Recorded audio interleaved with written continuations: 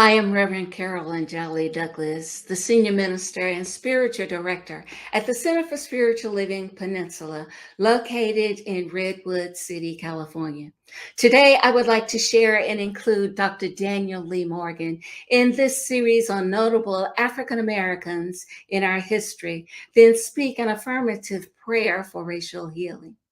For almost 40 years, from 1967 to 2006, Dr. Daniel Lee Morgan, who's now in blessed memory, served with distinction as the founding minister of the Guidance Church of Religious Science, as well as a highly respected leader in the greater Los Angeles, California area.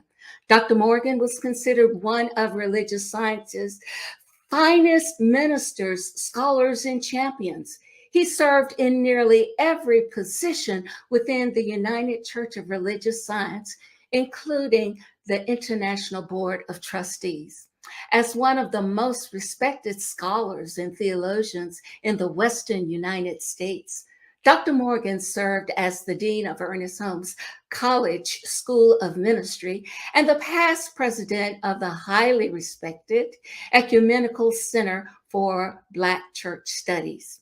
He was a powerful voice for ecumenical empowerment in community affairs and became easily known as and called Dr. Dan by all.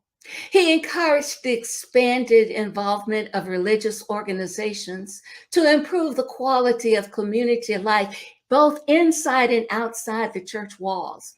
He was an outspoken advocate and champion for positive social change and justice within our society. A significant part of his contribution to the diversity of African American ministers in religious science and the New Thought movement came as a result of his mentorship of several religious science New Thought ministers and teachers. Dr. Dan mentored several of our African American ministers who are now influencers in this generation, as well as the next generation of New Thought leaders.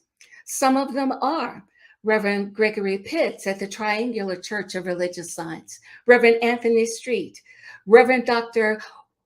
Chang at Founders Church Founders Church of Religious Science, Reverend Dr. Nirvana Gale, who's now in blessed memory, but also with Agape International Spiritual Center and the past senior minister at Guidance Church of Religious Science.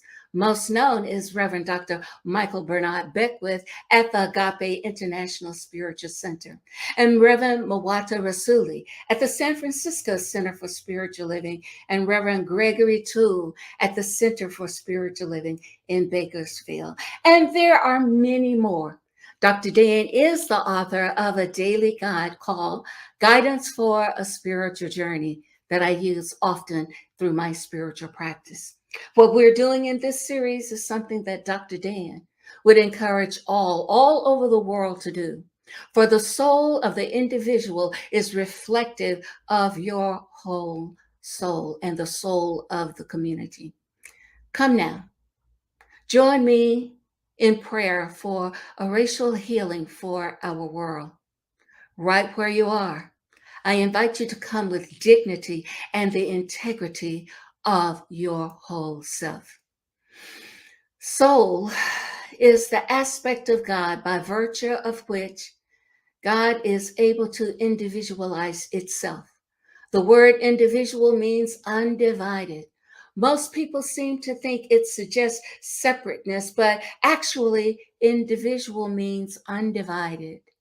And God has the power of individualizing itself without, so to speak, breaking itself into parts. You are the individualization of God. Only God can individualize itself in an infinite number of units of consciousness and yet not be in any way separate because God is spirit. It is soul. It is the presence of God in all of us all the time and everywhere. Today, I claim that this soul is present within all of us, and it is expressed through our words, thoughts, and actions. I accept this divine expression through our human form and through all living creatures in the universe. Today, let's elevate our consciousness to find this aspect of God within us. And through this path, let's liberate ourselves from all human implants in our thoughts, emotions, and beliefs. Let us find the Christ in us, that the I am that we are, be able to see through the eyes of spirit, to see that we are all equal in God.